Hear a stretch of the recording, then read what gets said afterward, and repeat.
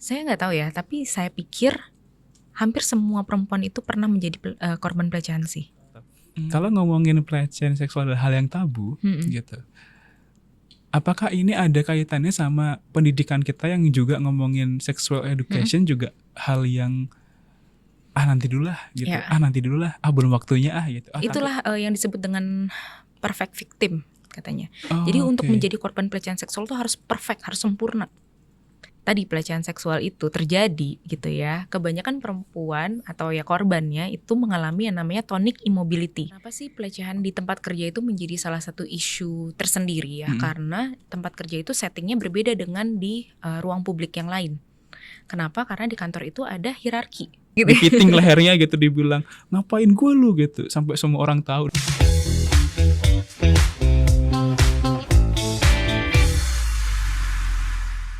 Halo semuanya, balik lagi di Ruang Cerita Podcast. Dan kali ini saya akan ngobrol terkait hal yang lagi hangat banget nih di isu-isu yang sedang beredar gitu. Dan hari ini saya akan ngobrol bareng Mbak Disha. Halo Mbak Disha. Halo. Apa kabar Mbak Disha? Alhamdulillah sehat. Gimana Mas Rizky? Sehat? Alhamdulillah sehat juga. Nah, Mbak Disha ini adalah psikolog dewasa, klinis dewasa gitu. Tapi biar kita tahu dulu kali ya Mbak ya, buat teman-teman juga biar tahu. Psikolog itu kan ada yang klinis dewasa, ada yang apa gitu Mbak? Pendidikan, industri gitu. organisasi. Kan di bayangan orang umum tuh psikolog itu ya Pak, ngurusnya Pak tentang hal-hal yang sifatnya kesehatan mental. Betul. Kenapa ada beda-bedanya gitu sih Mbak? Mungkin untuk spesialisasi kali ya, dan terfokus terkait dengan penanganan, asesmen gitu, intervensinya. Kalau saya sendiri di klinis dewasa, jadi lebih ke menangani isu kesehatan mental seperti kondisi depresi, kecemasan, stres gitu ya, di individu usia 18 tahun ke atas gitu. Oke, berarti ini buat teman-teman yang tiap malam tidur matiin lampu, lihat ke atas, dengerin lagunya Bernadia gitu tuh cocok banget ya. Boleh. Mari kita obrolin di ruang konseling begitu ya, bukan di ruang cerita. Bukan ruang cerita, karena kita akan ngomongin suatu hal yang kali ini tuh sering banget terjadi gitu ya Mbak ya, terkait sexual harassment. Oke. Ya. Suatu topik yang cukup sensitif, tabu, tapi sering terjadi sebenarnya. Apalagi untuk biasanya kan perempuan-perempuan yang kemudian sering speak up di sosial media terkait apa yang dialaminya. Benar. Gitu di sexual harassment gitu. Nah, aku mau nanya lagi nih Mbak, sebenarnya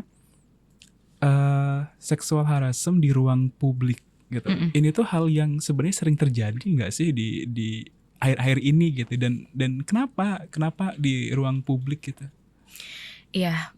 Sebenarnya sexual harassment itu banyak sekali terjadi di manapun ya, di ruang publik, di ruang privat gitu ya.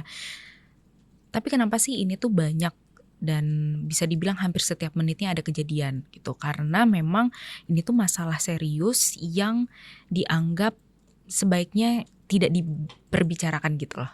Ya, misalnya nih kita ibaratkan seperti fenomena gunung es. Gunung es itu kan di atas permukaannya kelihatan ada yang terlihat tuh sedikit gitu ya. Betul. Tapi di bawah permukaannya justru yang lebih besar dan luas gitu ya. Artinya yang melaporkan kasus-kasus pelecehan seksual gitu ya, itu kelihatannya banyak gitu. Kok kemarin viral tentang ini, terus ada lagi gitu ya. Tapi sebenarnya di bawah itu, di balik itu ada lebih banyak lagi kasus yang tidak terlaporkan, tidak viral, tidak di-up di medsos misalnya, atau tidak dipublikasikan gitu. Nah, artinya kenapa ini bisa terjadi, kenapa ini sering terjadi, korbannya siapa sih gitu ya kan. Nah, jadi korban-korbannya ini adalah korban yang dianggap tuh powerless gitu ya, atau tidak memiliki daya yang setara atau cukup kuat terhadap pelakunya gitu. Nah, apa yang dirasakan korban ya pastinya unsafe dan juga merasa powerless itu tadi ya, tidak berdaya gitu, merasa tidak aman dan tidak berdaya. Makanya ini sering terjadi. Kalau tadi Mbak Disha bilang bahwa kayak gunung es gitu ya, bawahnya itu enggak kelihatan, Mm-mm. itu banyak banget terjadi, Benar. ya. Berarti itu adalah bentuk dari powerless tadi sama nggak aman tadi gitu ya. Iya, karena ya tadi di budaya kita ngobrolin soal seksualitas itu sangat tabu, Iya, apalagi pelecehan. iya, Sifatnya kan kayak korban itu di posisi yang salah. Kenapa kok bisa jadi korban? iya ya. Bener lagi, itu tuh bener banget lagi ya. Mm-mm. Tapi aku mau nanya dulu deh, tarik jauh ke belakang gitu. Kalau ngomongin pelecehan seksual adalah hal yang tabu, Mm-mm. gitu. Apakah ini ada kaitannya sama pendidikan kita yang juga ngomongin sexual education juga hal yang nanti dulu lah gitu, Ya. nanti dulu lah, belum waktunya gitu, Atau takut nanti nanti mereka gitu, tahu sendiri iya gitu ya. gitu, takut nanti dia salah nangkep dan sebagainya Iya, gitu. iya. Ada, itu peran minimnya literasi dan juga pendidikan seksual itu Mm-mm. berpengaruh terhadap bagaimana seseorang itu mempersepsikan tubuhnya, Mm-mm. persepsikan privasinya ya, dan hubungannya dengan orang lain gitu.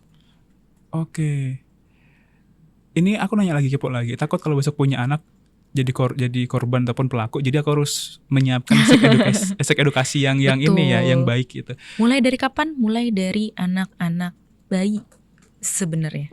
Jadi kita sounding. Oke. Jadi pendidikan seks itu bukan membicarakan hanya soal hubungan seksual. Pendidikan seks itu lebih dasarnya adalah memahami tubuh dan privasi sendiri. Gitu. Oke. Jadi mulai anak bayi misalnya lagi ganti popok, lagi mandiin gitu ya. Kita Mm-mm. tahu bahwa ini alat kelamin itu harus disebutkan sesuai dengan namanya ya. Iya. Jangan dipakein kode-kode Iya, gitu kayak ya. kalau dulu kan zaman saya kecil tuh kan awas burungnya gitu. Nah, Sebaiknya tidak gitu Iya. ya, agar dia tahu gitu ya. Karena banyak kejadian pelecehan seksual, kekerasan seksual terhadap anak itu karena anak tidak bisa mengkomunikasikan kepada orang tuanya apa yang terjadi, apa yang dilakukan pelaku ke tubuhnya sehingga orang tuanya nggak ngerti. Karena dibiasakan dengan bahasa kode-kode sehingga si anak juga menyampaikan dengan hal yang dia tahu aja gitu. Betul, sepengalaman saya itu ada kasus di mana anak itu menyebut alat kelaminnya dengan kata kue. Terus itu sih kayak ke perempuan gitu ya, Mbak. betul, alat kelamin perempuan dengan kata kue karena diajarkan oleh orang tuanya seperti itu. Kemudian suatu hari dia bilang, "Om ini megang kueku." Orang tuanya nggak ngeh. Ya udah, emang kenapa? Ya udah nggak usah dimakan gitu kan. Iya. Padahal maksudnya itu adalah pelecehan seksual. Oke. Akhirnya telat tahu dong, ya kan? Karena tadi penggunaan istilah atau kita penyebutan alat kelaminnya aja tuh udah kita tutup gitu ya, tidak dilakukan dengan cara yang benar. Gitu. Itu dari kecil banget harus diajarin. Iya, sehingga si orang tua juga itu dia ngerasa kayak kue doang gitu. Iya. Padahal adalah itu yang diajarkan ke anaknya untuk menyebutkan apa yang melekat di tubuhnya. Benar. Gitu. Misal kayak tadi Mas Rizky bilang gitu ya, kalau alat kelamin laki-laki biasanya dibilangnya burung gitu ya. Gitu, misalnya iya. kayak Om itu ngeliatin burung gitu. Ya udah, ya kan kita pikir hewan peliharaan. Iya, betul. Saya juga gitu mikirnya dulu pas gede udah kok beda ya bentuknya gitu. Yang di Dan ternyata itu bisa jadi adalah bentuk pelecehan seksual, yaitu eksibisionisme, bisa jadi gitu. Mbak, ini prepare aja sih sebenarnya gitu untuk teman-teman yang nonton dan mungkin punya ini ya putra-putrinya gitu. Contoh misalkan saya punya anak perempuan gitu kan. Agar anak saya tidak kemudian menganggap bahwa sentuhan orang dewasa itu hal yang lumrah gitu loh. Saya takut banget tuh misalkan nih ya gitu, istri lagi repot, kemudian ya pingin pipis gitu, terus itu sampai umur berapa sih boleh nganter dia ke toilet atau maaf dalam bahasa tertibnya membersihkan nyebokin lah gitu, itu sampai usia berapa sih gitu kan. Saya takut banget besok kalau dia dewasa atau dia di usia sekolah, dia menganggap bahwa sentuhan laki-laki dewasa itu hal yang lumrah gitu loh.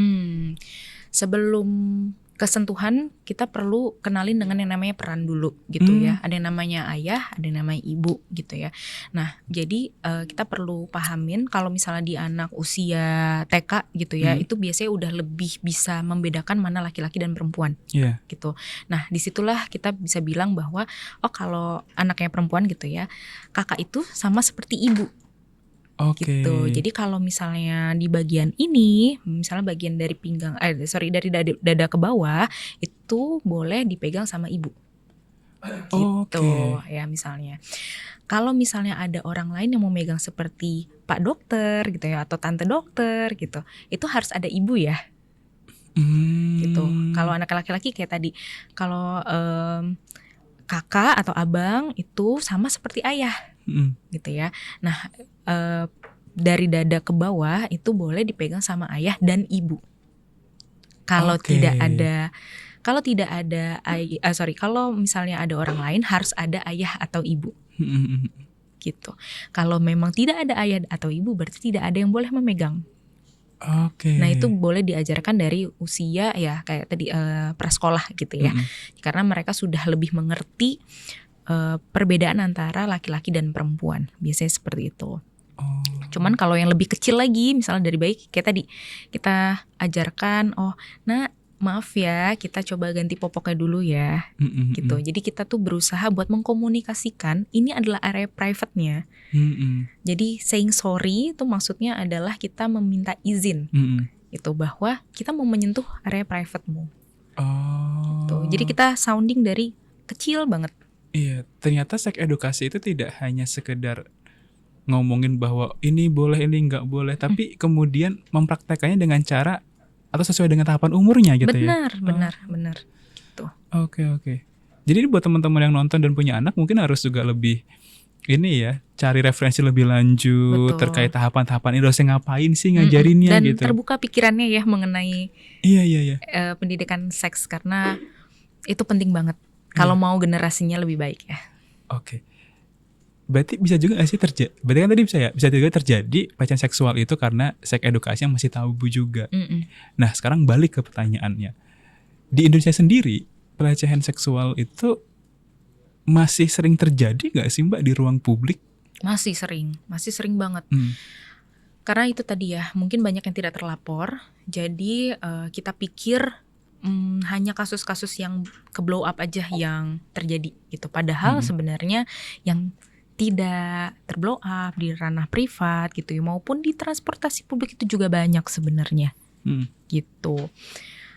Saya nggak tahu ya, tapi saya pikir hampir semua perempuan itu pernah menjadi korban pelecehan sih. Minimal di catcalling. Oh iya. Di sweet-sweetin gitu ya kalau jalan. Bener. Minimal itu. Di usia berapapun. Maksudnya dari mereka masih pakai seragam sekolah gitu ya, sampai yang ibaratnya sudah ibu-ibu, udah nenek-nenek mungkin gitu ya, itu mungkin sekali pernah menjadi korban pelecehan seksual. Gitu. Berarti besok kalau ada anak-anak ya, ada perempuan jalan dicuit-cuitin bukan karena cantik, tapi itu bisa jadi pelecehan seksual juga. Yang mana ya kebanyakan perempuan merasa gak ada energi lah ya buat melawan gitu ya. Kemudian yang kedua juga biasanya itu terjadi segerombolan pelaku dengan segelintir perempuan yang lewat gitu ya kan. Itu yang bikin tampaknya sih itu biasa aja gitu. Padahal itu adalah pelecehan dan itu kelihatan gak terlapor gitu ya, gak dikasusin. Ya iya gimana cara buktiinnya? Iya juga ya, saya baru nggak juga nih. Kalau biasanya pelecehan seksual, catcalling aja jadi hal yang lumrah gitu gak sih Mbak? Dan itu banyak enablernya, maksudnya banyak orang yang merasa harus memaklumi situasi itu. Ya lagian kenapa harus lewat situ? Kenapa gak muter aja 5 kilometer di jalan yang lain misalnya? Kayak repot banget ya jadi perempuan harus cari jalan lain hanya untuk menuju ke satu tujuan gitu ya kan. Padahal itu bisa lewat jalan dengan nyaman harusnya dan aman. Tapi karena ada segerombolan laki-laki misalnya gitu ya, untuk lewat aja tuh udah males duluan biasanya. Iya, kenapa korban selalu diminta untuk memaklumi kondisi pelaku itu? Gimana gak sih ya? Iya benar. Kenapa? Ya udah nggak usah tanggepin lah gitu. Namanya juga orang nggak punya kerjaan. Udah pakai headset aja gitu ya. Iya, padahal gitu. Catcalling itu bukan soal suaranya loh. Tatapan, gerak-gerik atau bahasa tubuh pelaku itu juga termasuk dalam catcalling. Jadi mau pakai headset pun kalau misalnya kita diliatin dari atas sampai bawah setelah jalan gimana? Iya betul. Itu kan nggak bisa ketutup dari telinga, iya kan? Atau misalnya kayak tadi ya udah nggak usah dipeduliin gitu ya. Tapi ada rasa deg-degan gitu ya, keringet dingin. Iya. Kemudian tadinya kita bisa jalan santai jadi jalannya harus cepet. Iya betul.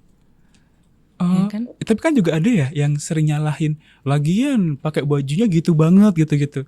Sering kan Oh, itu. korbannya gitu ya. Gitu. Sebenarnya harusnya pakai baju apa ya? Tapi kan kadang aku sering baca kan kalau ada kayak gitu. Iya. Lagian Ada aja pakai- dicari ada alasannya aja ya. cari alasannya untuk Oh, dia tuh membenarkan harus layak gitu. jadi korban gitu. Itulah yang disebut dengan perfect victim katanya. Oh, Jadi untuk oke. menjadi korban pelecehan seksual tuh harus perfect, harus sempurna. Ibaratnya tuh harus pakaian mengundang di tempat yang sepi gitu ya. Kemudian juga ya pokoknya perempuan inilah yang menjadi korban, yang selayaknya korban tuh kayak gini gitu. Iya. Padahal bisa jadi korbannya itu adalah orang yang berpakaian kantoran misalnya gitu ya. Iya. Ya kalau ke kantor kan pasti formal, sopan misalnya gitu ya kan, betul. tidak mengundang. Kemudian juga pasti perempuannya ini adalah perempuan yang ngegodain duluan gitu. Kayak gitu-gitu. Jadi harus ada syarat tertentu untuk bisa menjadi korban baru dipercaya. Nah, aku jadi mikir apakah dengan penilaian macam itu menjadi korban pelecehan seksual hal yang tabu dan nggak perlu diceritakan. Ada banyak faktor sih sebenarnya Mas Rizky ya. Jadi kalau menurut saya sendiri dan belajar dari pengalaman-pengalaman yang pernah saya coba tanganin, itu adalah faktor-faktornya dari dirinya korban. Misalnya tadi merasa tidak aman gitu ketika melaporkan, merasa tidak berdaya. Kita tuh kalau di posisi korban dilecehkan itu tuh udah draining energi duluan, menguras energi duluan. Karena apa? Karena kita itu merasa kayak benar nggak ya yang saya alami tadi? Gitu ya. Ada rasa percaya nggak percaya gitu ya kan. Kemudian kedua, kok saya nggak melawan gitu. Ada self blamingnya gitu ya, menyalahkan diri sendiri. Itu aja tuh udah pasti menguras tenaga. Ya, gimana mau memproses pelaporan, menceritakan kembali, itu aja udah traumatik. Nge-recall lagi kondisinya, betul. Bahkan ditanya pelakunya kayak gimana. Aduh. Itu udah pasti udah susah gitu. Itu pertama dari faktor korbannya gitu ya. Kemudian faktor lingkungan gitu. Tadi victim blaming ya kan, menyalahkan, lagian kamu sih lewat situ kenapa nggak muter aja sih gitu misalnya. Lagian kamu malam-malam pergi keluar, ya siapa tahu dia lagi mau beli obat misalnya gitu ya, atau ada kebutuhan lainnya yang nggak bisa diwakili gitu. Atau siapa suruh sendirian, kenapa sih emangnya kalau sendirian ya kan. Kemudian banyak hal-hal yang membuat lingkungan itu seolah-olah menjadi enabler atau tadi ya pendorong situasi ini harus dimaklumi gitu. Jadi ya pelaporan akan males dong, nggak ada support soalnya Mas.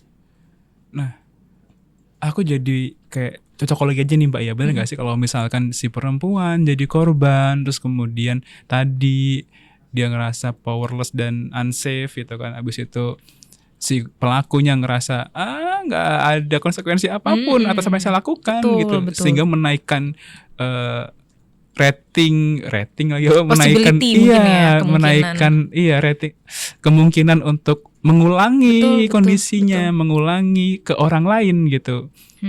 Nah, jadi pertanyaannya adalah apa yang harus dilakukan oleh para perempuan ini, atau mungkin kalau ada juga korban-korban yang dilecehkan ini untuk biar terlihat punya power dan aman untuk ngelakuin itu. Kalau bicara power itu tidak pernah dalam kondisi yang sama pastinya setiap harinya atau setiap waktunya gitu ya. Jadi power itu pasti dinamis sekali. Kita hari ini ngerasa percaya diri, ngerasa aman, ngerasa ya pokoknya semua akan baik-baik aja. Tapi di satu waktu habis pulang kerja capek, kita udah gak fokus lagi, itu bisa jadi celah. Ya kan? Sementara kalau pelaku, benar tadi yang kata Mas Rizky bilang, karena tidak ada konsekuensi yang jelas, mereka berpikir bahwa saya melakukan lagi pun gak akan ada hal yang saya terima gitu ya kan. Gak ada hukuman, gak ada teguran gitu. Apalagi kalau dilakukannya barengan sama orang lain, semakin powerful lah pelakunya.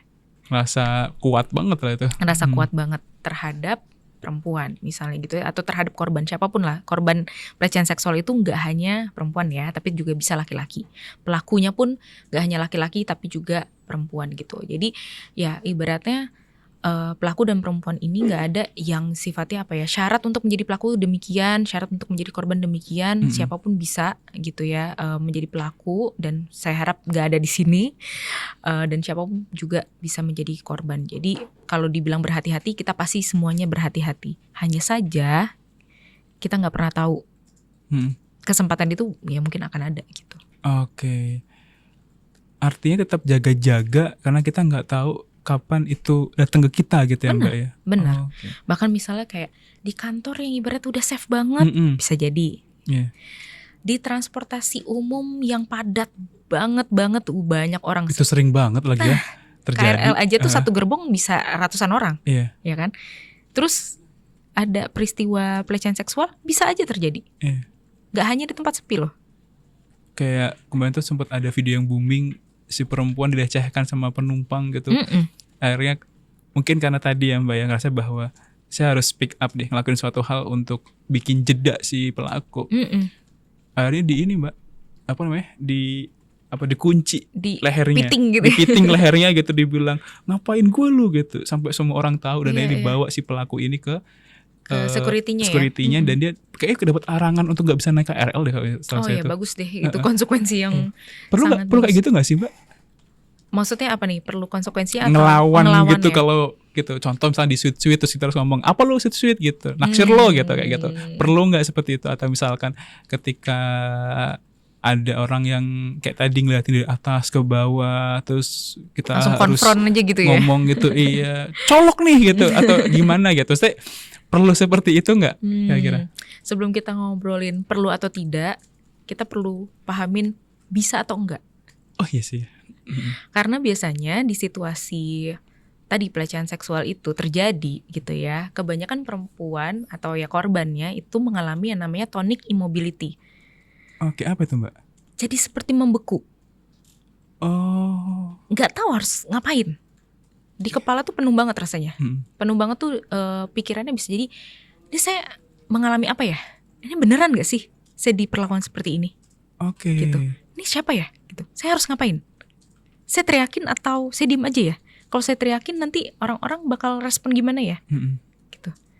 Kalau misalnya saya ngelawan, orang ini bakal ngelawan balik gak? Gitu. Banyak hal yang terjadi di kepala sehingga ya mau bertindak juga bingung. Saya yakin yang viral kemarin itu sudah melewati fase tonic immobility-nya, makanya dia bisa bertindak. Oh iya. Atau mungkin dia punya pengalaman yang serupa. Bisa jadi gitu ya. Yang artinya terkadang jangankan disuruh buat ngelawan.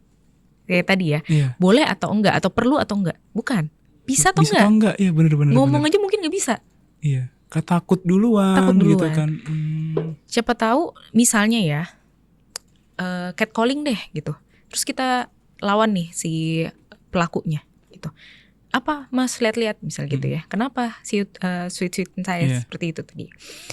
Bisa jadi ada ketakutan juga diikutin sampai rumah misalnya. Oh iya juga. Bukankah itu lebih berbahaya? Iya. Ya kan? Atau tadi catcalling itu biasanya ramean. Jarang ada catcalling sendirian. Ya kan? Kalau ramean terus ngelawan segitu banyak orang, udah pasti udah capek duluan gitu. Dan gitu. Harapan menang dikit gitu ya. Oke. Gitu. Jadi ya dibilang banyak sih memang tuh kalau misalnya ada satu kasus pelecehan seksual di tempat umum, korbannya pasti ditantangin kayak kenapa nggak ngelawan, kenapa nggak teriak. Wah, nggak semudah itu Ferguso gitu. Iya. Nggak bisa kita tuh bilang ya udah kalau misalnya dicolek tonjok aja langsung. Iya. Sayangnya nggak semua orang dianugerahi dengan refleks seperti itu ya. Iya benar. Kebanyakan orang tuh tonic immobility mengalaminya. Jadi buat teman-teman yang mungkin ngalamin itu apa tonic immobility. Iya, immobility harusnya gimana sih Mbak? Misalnya saya juga ngebayangin ya kalau misalkan saya digituin, saya bingung laten, terus saya harus ngapain gitu. Iya, saya harus ngapain gitu. Iya. Kalau harus ngapain ya sebenarnya sebisa mungkin untuk sadar dulu sih. Karena di dalam kondisi itu kadang tuh kita jadi tadi kemana-mana kan pikirannya. Bahkan ketika tadi ya ada komentar orang yang bilang kenapa nggak ngelawan, itu bisa jadi pressure tersendiri bagi korban. Iya ya, kenapa nggak ngelawan ya? Iya ya, kok aku payah banget ya, kok aku bodoh banget ya di situasi itu nggak bisa ngapa-ngapain. Itu malah menambah stresnya korban. Malah bikin korban gak mau ngelapor, udah gak ada support dong, udah kayak gitu ya. Nah sebenarnya apa yang dialami itu adalah hal yang sangat natural, sangat manusiawi kalau kita tiba-tiba membeku di situasi yang seperti itu. Sebenarnya gak cuman pelecehan seksual kok, coba deh kalau misalnya kita lagi di jambret gitu misalnya, mungkin kita gak langsung lari, tapi kayak kaget dulu, maksudnya gimana sih gitu ya, kan HP ternyata udah hilang gitu ya, atau gimana. Itu bisa jadi kita alamin gitu kan, apalagi pelecehan seksual yang sifatnya tuh langsung ke area tubuh kita. Gitu.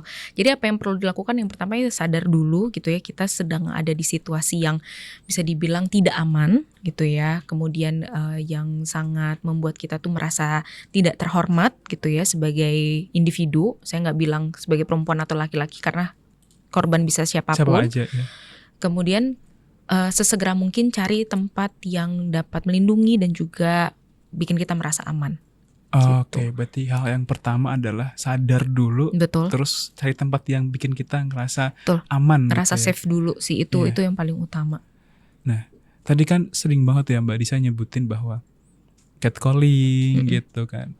Sebenarnya kondisi sexual harassment di publik itu ada apa aja gitu. Jangan-jangan kita nggak sadar kalau selama itu kita tuh ternyata adalah korban Sexual gitu. harassment gitu ya. Sebenarnya sih banyak ya kalau bentuk-bentuk pelecehan seksual di publik ya. Tadi catcalling gitu ya, atau siulan, komentar yang nggak pantas gitu. Kemudian sentuhan tanpa izin. Kalau di transportasi umum mungkin kayak sengaja mepet-mepet.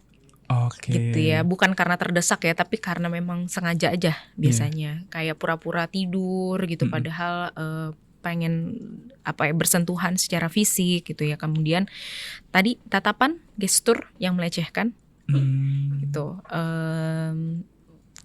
Sebenarnya kita semua tuh punya kayak punya sinyal sih, terutama perempuan ya.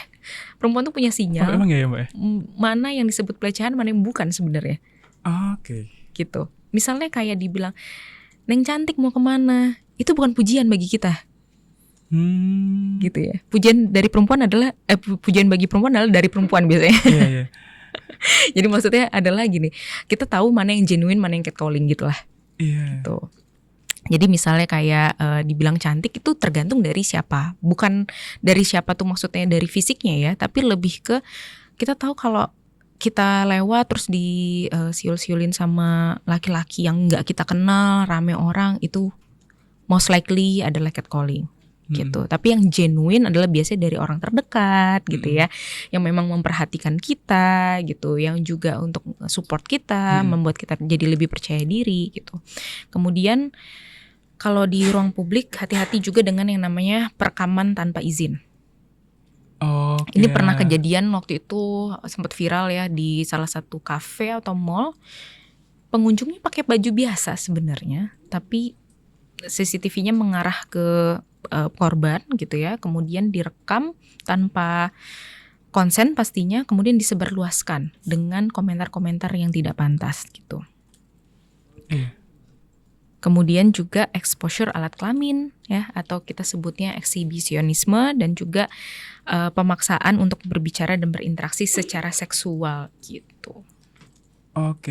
Nah, berarti banyak juga ya Mbak ya modus-modus yang dilakukan oleh pelaku untuk memanfaatkan situasi-situasi agar si korban ini bisa dapat aja di genggaman jadi dia, lengah jadi gitu lengah ya. gitu ya, tadi pura-pura tidur gitu kan, terus muji gitu, tapi pura-pura nggak sengaja, ya. Tapi aku tuh menarik banget, perempuan punya sinyal untuk tahu bahwa itu adalah bentuk pelecehan atau ketulusan dalam menyampaikan pujian gitu ya. Betul. Gitu. Emang iya ya Mbak ya? Hampir semua perempuan sih saya rasa begitu. Oke. Mungkin susah ya untuk dijelaskan ke laki-laki ya, Iya, mungkin iya. kurang relate gitu Iya, kalau iya. laki-laki ya.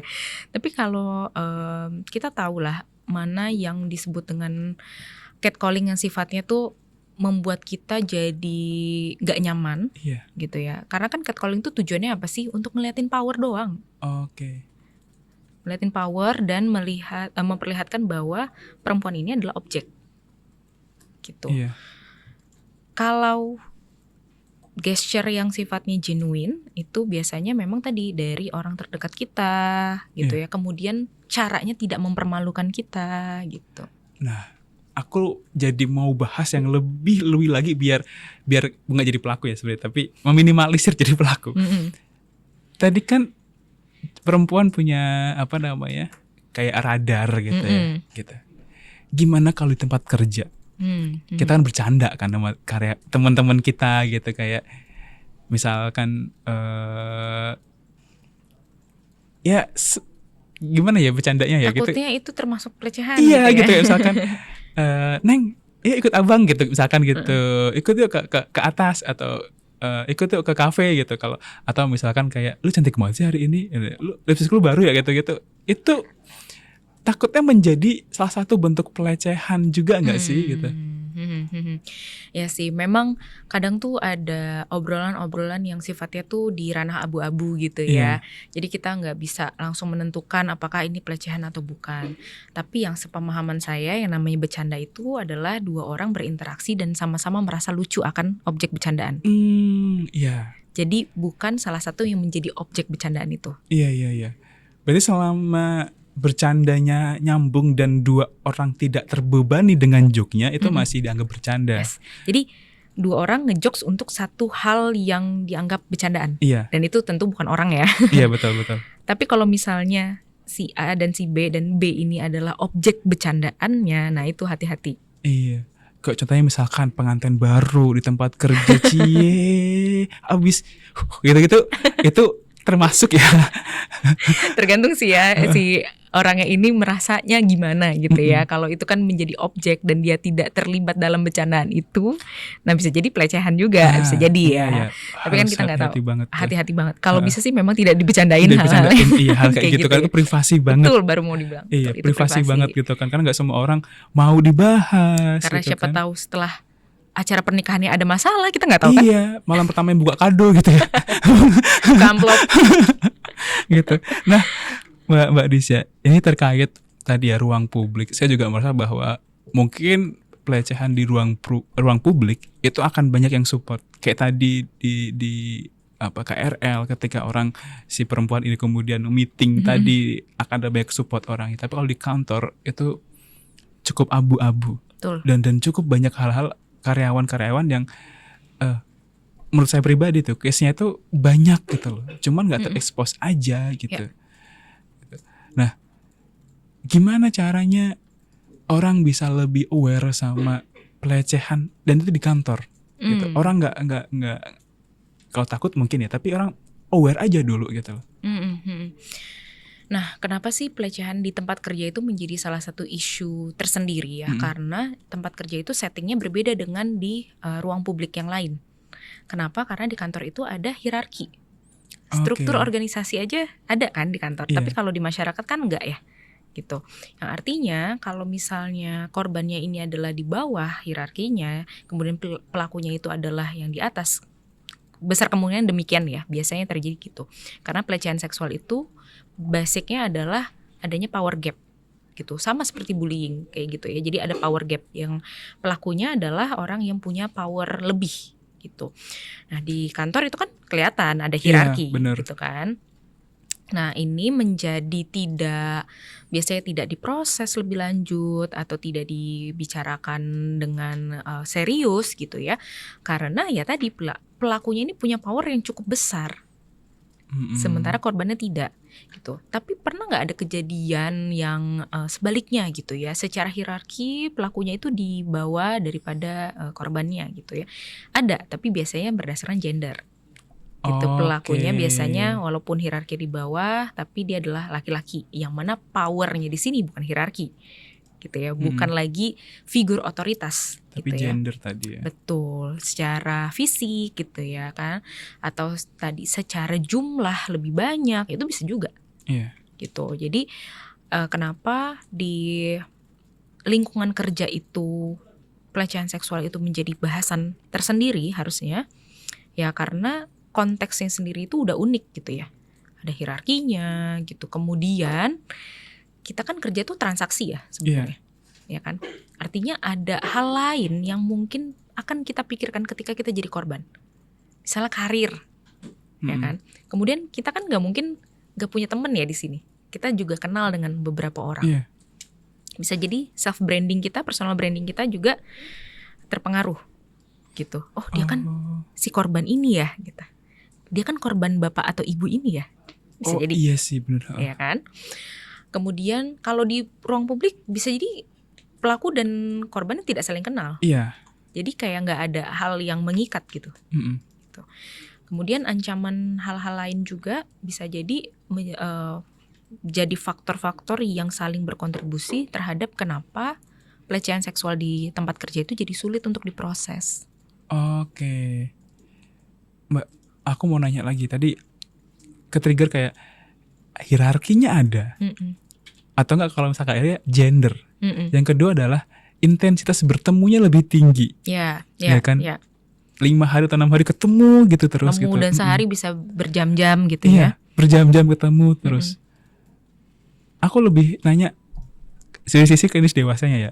Gimana ya psikologis korbannya gitu, apa akan seperti apa dia menyimpan, contoh dia korban gitu, jadi rahasia publik di perusahaan gitu. Dia akan menerima itu berlipat-lipat kan ya. Memang sih kita perlu bedakan dulu yang namanya pelecehan seksual yang di satu waktu dengan yang jangka panjang gitu ya. Jadi ada memang pelecehan seksual tuh yang situasional banget gitu ya, kayak tadi di transportasi publik mungkin di saat itu aja gitu kan, terus selesai. Nah ada yang berkepanjangan, yang artinya biasanya korban dan pelaku ini saling kenal, kemudian sering bertemu, intensitas bertemunya itu cukup sering, dan relasinya ini adalah relasi yang cukup dekat gitu ya, misalnya kayak tadi atasan dan bawahan langsung atau satu tim dan lain sebagainya. Gimana biar kita tuh aware bahwa jangan-jangan kita akan mengarah jadi korban gitu kan ya. Nah artinya pahami dulu bahwa value-value kita untuk bekerja itu adalah value profesionalisme gitu. Lain daripada itu berarti bukan hal yang terkait dengan profesionalitas. Gitu. Contoh misalnya setiap hari harus misalnya apa ya, pulang bareng berduaan di mobil. Itu kan tidak terkait dengan job desk kita ya. Gak ada juga KPI-nya begitu ya. Benar, gak ada. Gak ada kan ya. Nah artinya kita perlu mempertimbangkan lagi apa sih hal-hal yang memang relevan dengan pekerjaan kita di satu tempat kerja itu, atau satu peran atau jabatan itu. Gitu. Itu yang pertama, harus lebih aware kita tuh sebenarnya perannya apa, posisinya apa yang perlu kita kerjakan dan lain sebagainya. Lebih daripada itu hati-hati, jangan-jangan memang sudah di luar batasan. Gitu. Kemudian yang kedua, kita juga perlu untuk sebenarnya berserikat ya. Maksudnya berserikat tuh jangan sampai kita merasa bahwa kita harus menghadapi ini sendirian. Gitu. Bukan harus ngomong ke semua orang, enggak, tapi cobalah pilih beberapa orang yang kita bisa percaya, baik itu di dalam lingkungan kantor maupun di luar gitu ya, yang dapat mengingatkan kita sih. Kalau misalnya, hati-hati loh kalau misalnya kamu sering ketemuan di luar kantor untuk di luar jam kerja, kemudian untuk hal-hal yang tidak relevan dengan kantor, itu hati-hati ya, itu kayaknya bukan profesionalitas deh gitu ya. Misalnya kayak gitu kan, jadi ada yang ngingetin. Jadi kita nggak terlalu jauh nih gitu kan.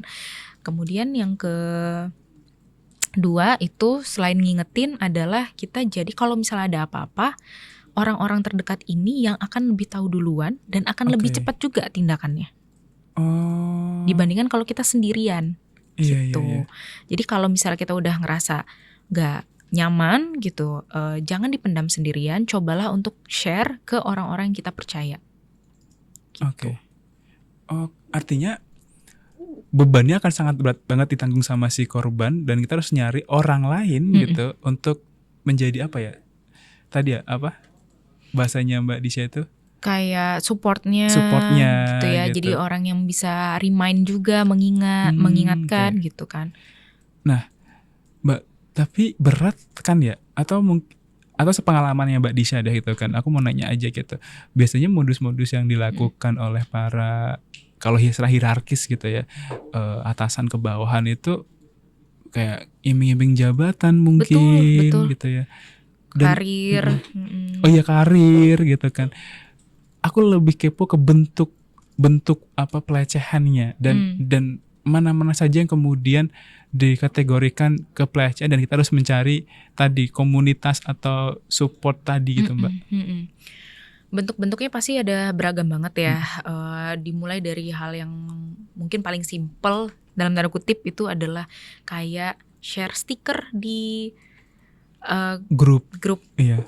Grup pesan singkat gitu iya. ya kan, stiker yang mengarah ke gambar-gambar yang vulgar misalnya gitu, atau objektifikasi perempuan, itu juga sebenarnya sudah termasuk ke pelecehan seksual gitu. Itu maksudnya yang paling basic gitu ya kita bilangnya. Nah, ada lagi misalnya kayak tadi melakukan aktivitas yang tidak relevan dengan pekerjaan di luar jam kerja dan itu hanya berdua.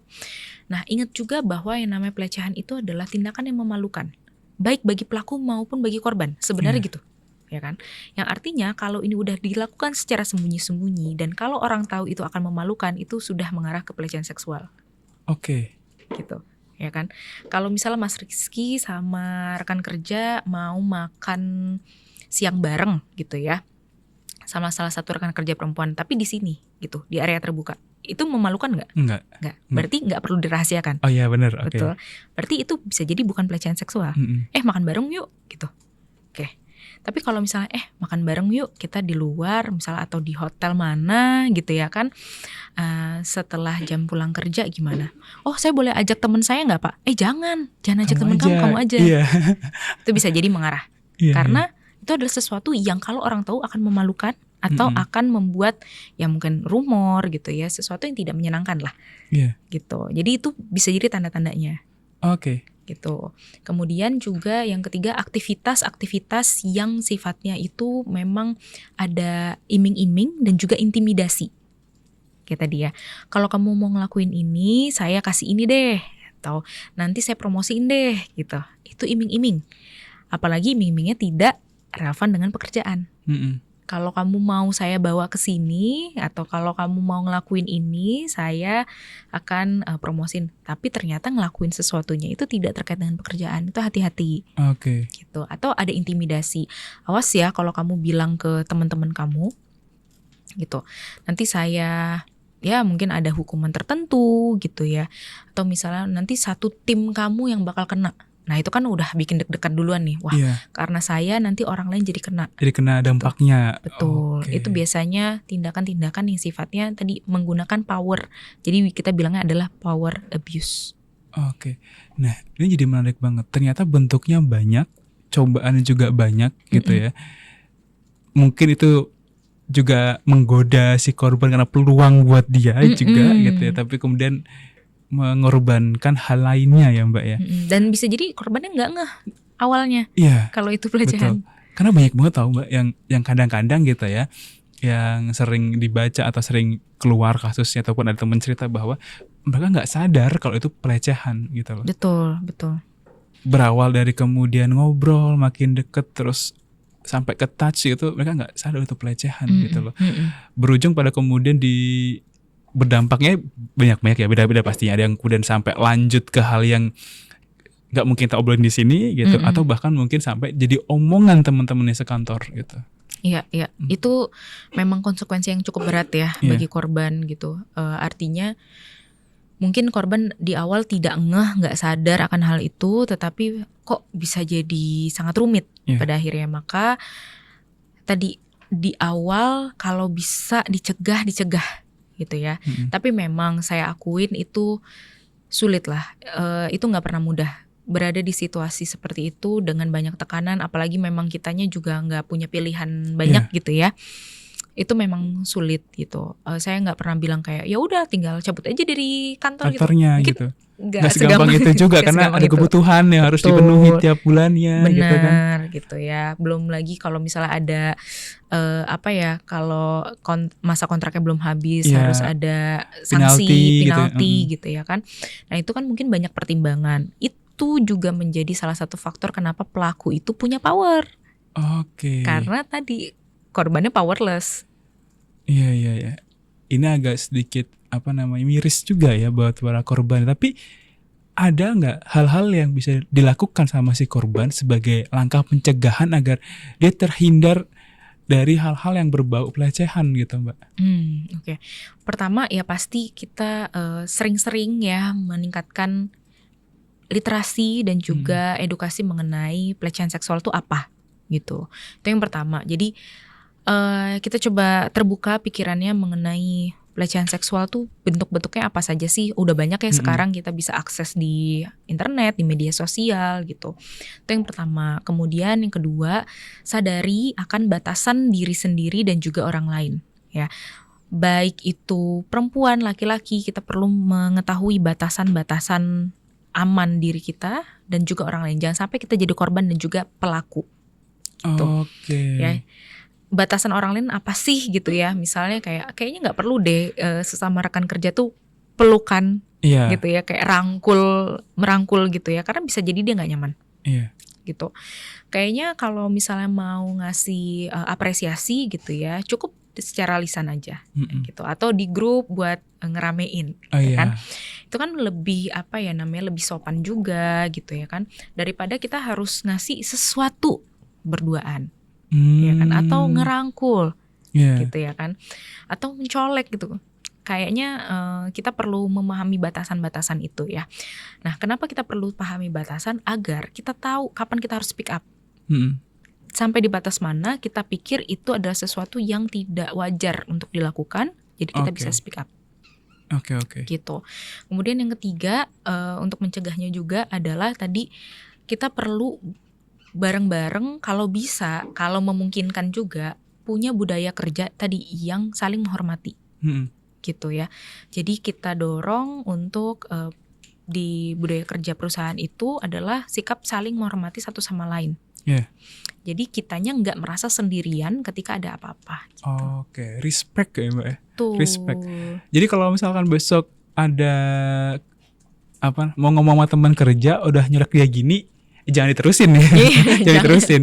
Kita harus mulai tadi bisa menahan diri dan menghormati teman juga. Benar, gitu karena ya. kita tahu itu batasannya dia dan kita nggak mau melewati batasannya dia juga. Iya. Gitu. Oke, itu adalah cara-cara kita untuk mencegahnya gitu. Kalau udah sampai ke tahapan digodain by chat itu gimana Mbak bagusnya? Oke, nah ini sih tadi ya cukup sulit situasinya pasti karena kalau by chat udah pasti private biasanya ya. Kemudian kalau chat itu kan kita nggak ada intonasi bicara. Iya. Ya kan, bisa salah paham gitu. Betul. Ya, bisa salah arti. Misalnya nih kita bilang maaf ya Pak, saya nggak bisa. Gitu ya, kan seolah-olah kayak maaf ya Pak, saya nggak bisa. Gitu kan. Betul. Iya. Tapi kayak maaf ya Pak, saya nggak bisa juga. Tapi kan sama tulisannya. Ya. Nah, artinya ketika ini situasi terjadi, sebisa mungkin keep it netral aja untuk menanggapi. Jadi mau lawan bicara kita mempersepsikan kita tuh kayaknya menolak secara halus atau secara kasar gitu ya, nggak apa-apa. Keep it netral aja dulu. Kayak mohon maaf Bapak, saya ada keluarga kayak gitu mungkin ya Mbak ya, atau mohon maaf Bapak gitu. Masih belum bisa karena ini diberikan penjelasan yang cukup logis sehingga kita nggak masuk ke situ gitu ya Mbak ya. Bisa gitu ya, tapi anggaplah itu sebagai ajakan yang netral dulu awalnya ya, karena misalnya digodain gitu ya.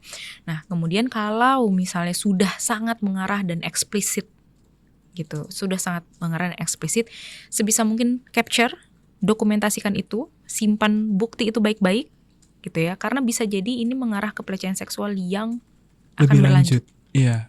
Oke. Gitu. Jadi sebenarnya kalau kita tuh bilangnya cyber sexual harassment. Gitu ya. Jadi sexual harassment atau pelecehan seksual yang terjadi di dunia maya termasuk di aplikasi pesan singkat. Nah, Oke. itu wajib banget didokumentasikan sebagai bukti. Iya. Ya, jadi kejadian ini bisa bikin kita tuh merasa aman pertama, ya, bikin kita tuh punya sense of secure. Kemudian yang kedua, kalau ada apa-apa, kita bisa kayak ngelihat ini kayaknya udah berlanjut ke arah, ini akan ada potensi akan berlanjut gitu ya, ke arah yang lebih parah, maka kita bisa stop di situ. Oke. Capture tuh kalau perlu ya. Kalau bisa dokumentasikan. Betul, siap. Dan kalau memungkinkan tidak membalas.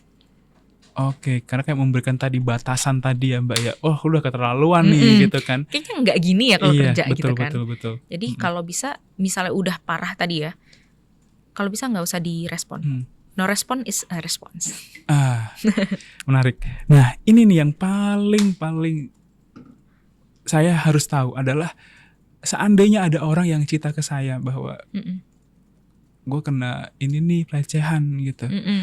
Jujur sampai saya bingung, speechless banget. Gimana ngeresponnya? Iya, saya cuma ngomong sabar ya gitu. Itu aja saya tahu dia udah sabar banget pasti gitu kan. Dan dia nggak butuh itu gitu kan. Paling cuma nyediain telinga buat cerita. Benar. Tapi support apa sih yang bisa dilakukan dalam bentuk nyata gitu, agar si korban ngerasa punya kenyamanan, aman gitu kan, untuk tetap bisa kuat gitu. Ya. Jadi ketika kita mendengar adanya curhatan mungkin ya dari rekan kita bahwa dia mengalami pelecehan seksual, pasti itu juga bikin kita shock gitu ya, bikin kita nggak nyangka terjadi juga ya ternyata di sekitar kita. Nah, artinya pertama tawarkan emotional support dulu. Emotional support itu apa sih? Mendengarkan dengan empatik. Nggak perlu ditanya-tanya secara detail kronologinya gimana, karena bisa jadi dia tidak nyaman untuk mengulangi kembali gitu ya apa yang terjadi gitu. Kecuali profesional, karena kalau profesional tahu abis itu mau diapain ya. Tapi kalau kita bukan profesional, tanyakan aja, jadi gimana, apa yang kamu rasain gitu. Wah, kamu pasti shock banget ya di saat itu. Wah, aku juga nggak nyangka sih dia mau curhat ke kita, artinya dia udah nggak bisa menahannya sendiri. Berarti kan udah berat banget ya. Kemudian kedua adalah kita dianggap orang yang dipercaya loh. Betul. Gitu ya. Jadi hargai itu ya. Kita kasih emotional support yang pertama. Yang kedua adalah berikan bantuan praktis. Seperti, mau gak aku temenin buat lapor ke HR? Gitu. Mau gak aku temenin buat bikin laporan kronologinya? Mungkin teman kita udah mau ngetik aja udah gemeter. Misalnya gitu ya. Kita bantuin buat bikin kronologi, itu gak apa-apa. Misalnya, atau mau nggak aku kasih kontak atau anterin ke psikolog misalnya gitu.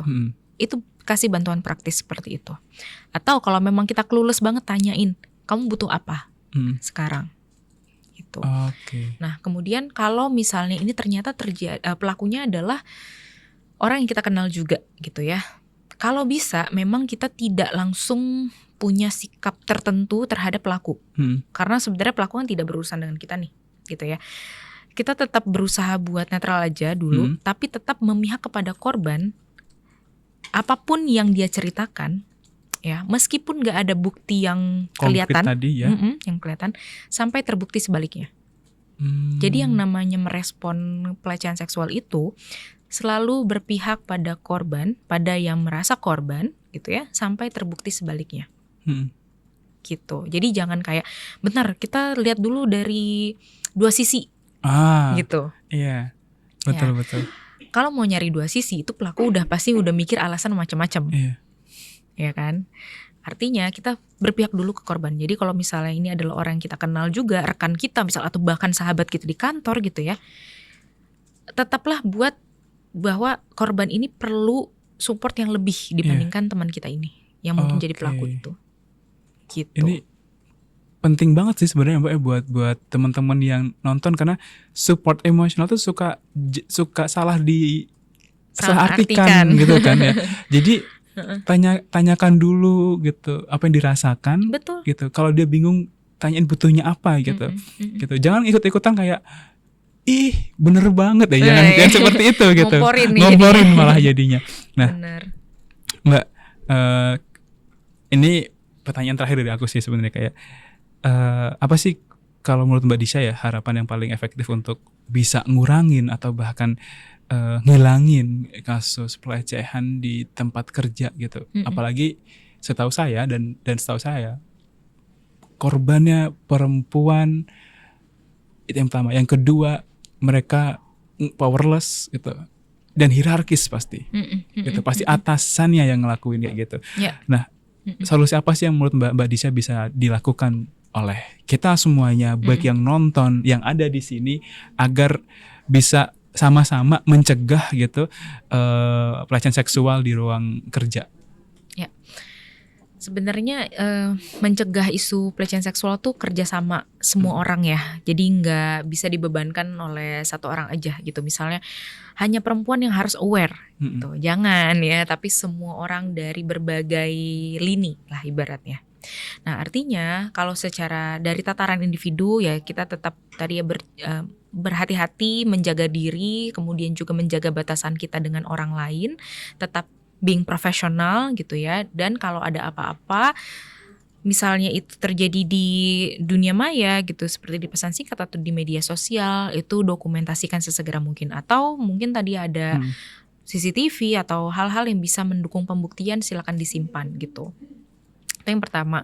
Yang kemudian yang kedua dari tataran individual juga kita bisa coba untuk memproses ya pelaporan ini, tapi ingat juga bahwa kita perlu merasa aman terlebih dahulu gitu, baru kita proses atau usut gitu ya.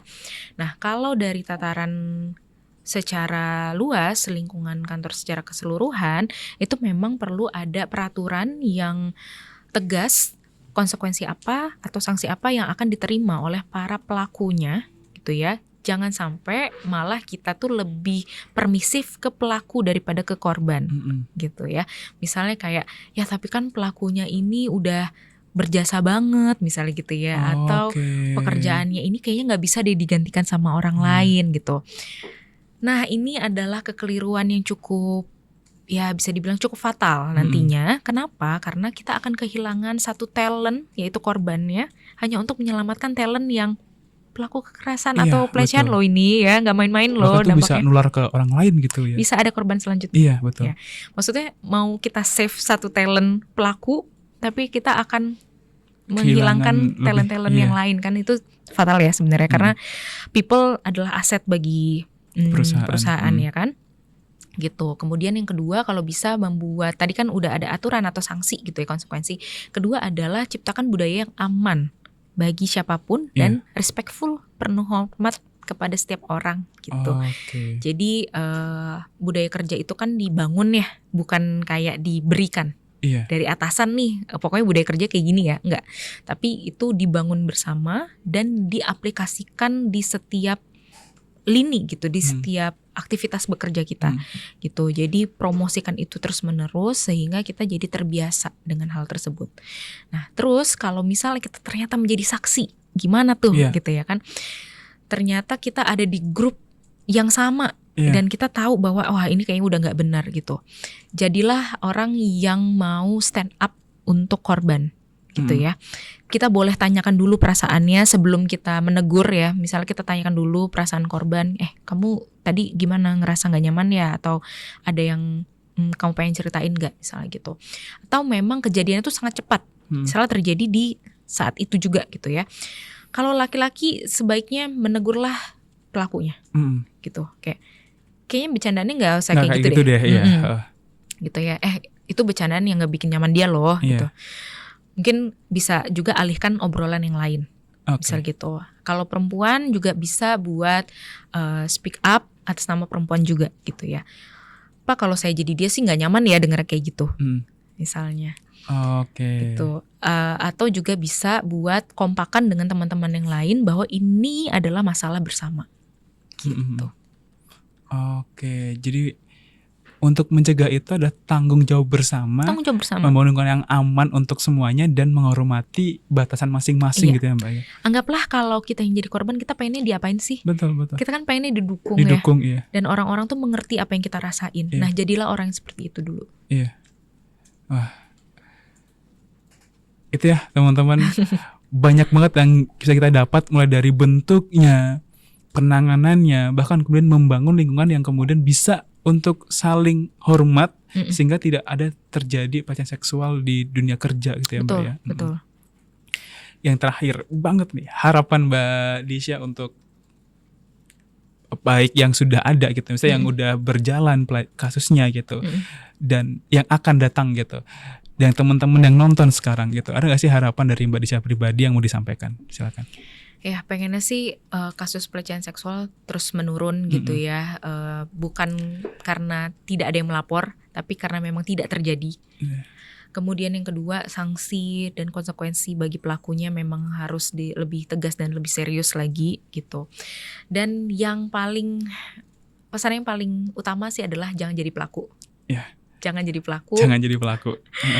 Karena pelecehan seksual ya tidak akan ada kalau tidak ada pelakunya. Iya, betul. Ya kan? Artinya jangan sampai kita adalah orang yang punya kemungkinan menjadi pelaku, apalagi tadi ya menjadi enabler, membuat orang lain yang justru jadi pelaku gitu.